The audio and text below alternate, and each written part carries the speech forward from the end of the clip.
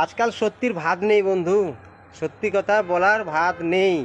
সত্যি কথা বললে না আজকাল ছ্যাঁকা লাগে, ছ্যাঁত করে ছ্যাঁকা লেগে যায়। তাই সত্যিটা সবাই বলতে পারে না। আর সত্যি বলতে গেলে একটা বুকে দম চাকা চাই, সাহস থাকা চাই। বুঝতে পারলে? ওই দম আর ওই সাহস সবার জোটে না।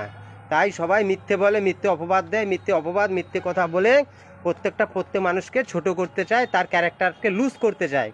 তাই সত্যিটা বলার কারো ক্ষমতা নেই।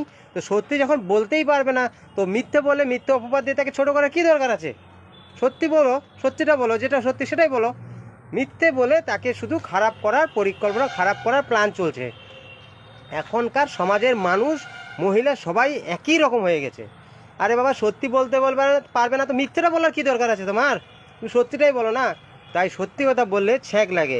আর যখন সে ধরা পড়ে যায় যে এই মেয়েটা বা এই মহিলাটা বা এই পুরুষটা আমার কথা, আমার বিষয় নিয়ে খারাপ কথা বলেছে, তখন সাধু সেজতে চায়, না না না, আমি বলিনি, আমি কখনো বলিনি, আমি তোমাকে ভালোবাসি, আমি তোমাকে এই করি, হ্যান করি, ত্যান করি। কত তখন তার মুখের মধ্যে মিষ্টি মিষ্টি কথা শুনবে।